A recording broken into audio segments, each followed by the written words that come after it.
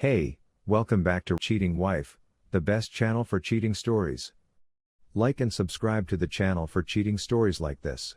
I 40 female, cheated on my husband, 42 male of 14 years a few months ago.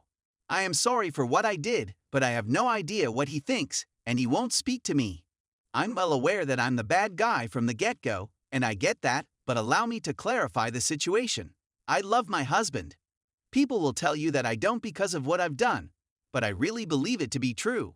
It was a mistake on my part. I had a brief romance with a mutual friend that lasted just a few weeks. It wasn't even a month before my husband came home from work for his lunch break and realized what had happened to us. Because he's never done it before, I'm thinking he was a little skeptical. Despite the fact that we weren't doing anything, we were in bed together so that he could figure it out. I recognize that what I did was wrong, and I recognize how much misery I caused my husband as well. Not even the most heartfelt apology could make up for my sorrow. He left the house and didn't come back until it was really late in the evening. I attempted to reach him, but he did not respond to my calls. The next morning, I saw his side of the bed was occupied, but he had gotten out of bed before me. I discovered him in the kitchen and attempted to apologize, but he refused. Instead, he just inquired as to how long I'd been with Isaac, our friend, and a flood of additional inquiries as to when, how it started, and so on and so forth. As soon as he finished, he walked away, saying, "Enough." I'm not sure where he went that day, but he returned late that night to tell me about it. Isaac was the last person I saw for a long time. After then, he never brought up the subject of the affair again. Immediately after the dispute, he started acting in a cold and distant way, which is typical of most individuals. He was not loving, nice, angry, or passionate in any way. He only communicated with me when it was absolutely necessary to do so. We were less than a month away from our anniversary, so I figured he was waiting for that day to arrive before proceeding with the divorce proceedings.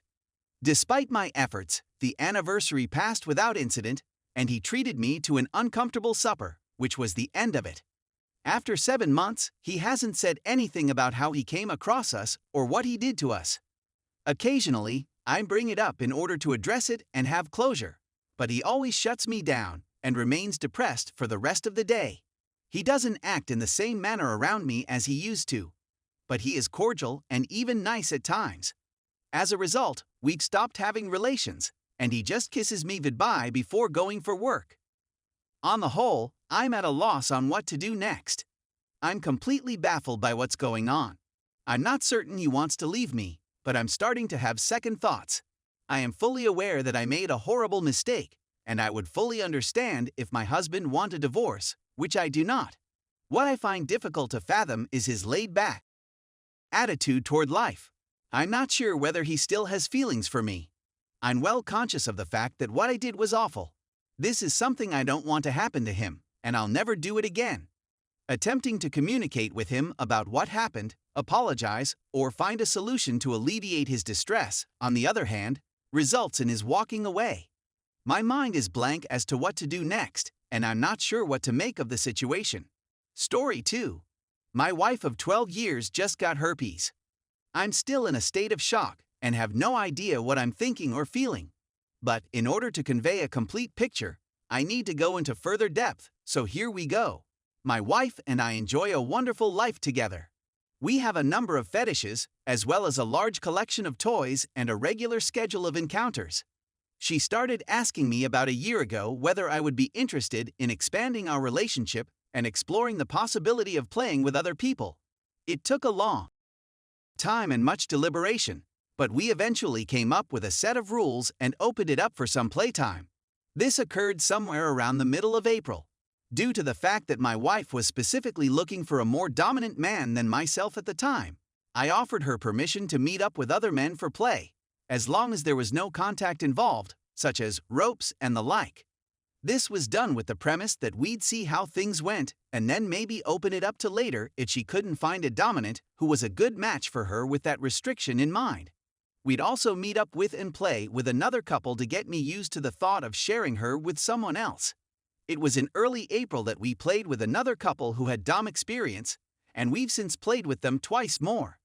In the first week after receiving my approval, she met with one person for impact play, another for coffee to get a feel for him, and scheduled 2 other meetings, one of which was with someone she worked with. We were both caught away by the fact that she was thinking about people she knew at the same time as she was thinking about the large number of people with whom she was engaging so quickly. As a result, we discussed it and agreed to play with the other couple for the time being. It was too fast for me and hurt me too much. It turns out that she met up with someone for a session, and then was convinced to give him after a little prodding, around 2 weeks before to our agreement, or after we called it off. She doesn't recall exactly when, just that she realized it was a horrible situation. She was devastated and didn't meet with anybody again after that. She also deleted all of her online information from the dating websites she was using, and she chose not to tell me about her experience. When she went to the doctor last week, she was asked whether she had participated in activity with anybody other than her husband, and she was then exposed to an STD test as a result of the inquiry. She discovered yesterday that she had herpes types 1 and 2 and that she had been infected with them. Because we were babysitting, she didn't tell me until after work tonight that she was pregnant. I'm still reeling from the experience and have no clue what I want to do with my life at this moment. She was distressed and apologetic. She had been suffering from a severe cold for many months and was in tears as a result of it. While I have promised her that I would not forsake her for a, and I do not believe that I would do so, I am apprehensive that I may get unhappy in the future, thinking that she may betray my trust in her once again. I was quite disappointed in her, despite the fact that I know she still loves me, and that this was not about her falling in love with someone else or anything like that, since it was a significant breach of trust on her behalf. I'm not sure where I should turn for assistance with this. That health problems that my wife was experiencing forced us to relocate across the nation some years ago. My wife and I are both keen gamers who tend to be more reclusive when we are out in nature. Even though I've always had a huge number of friends, I haven't developed any close enough acquaintances in this nation with whom I would feel comfortable discussing this. For the same reason that my friends who I haven't talked to in a long time have become distant and have ignored my previous attempts to reconnect with them, I will not be phoning any of my friends in the near future. Aside from that, I don't want to contact my brothers and sisters because I don't want them to find out that my wife was having an extramarital affair with another guy while I was gone. So yeah, I'm having a horrible day, and I'm not sure what to do about it, if anything at all, to make it better. Neither of us had any expectation that she would be unfaithful to me, and when we spoke about seeing other people, STD were the major source of concern for us both. I want to schedule my own exams as soon as I get the chance. We reside in the same home as each other, but we do not have children. For the time being, the only thing that I can manage to think about is all of the what-ifs that may occur in the future. What is the value of living with the continual fear of contracting herpes if I do not have it at the moment? Is it feasible for me to continue to put my faith in her in the foreseeable future? I still care for her, and I'm certain that we'll be able to work through this, but I'm sorry about the situation. Without making this message any longer, this is probably all that is necessary to say, but I felt compelled to voice my ideas anyway. Greetings, and kindly accept my apologies for any errors that may have occurred during the presentation.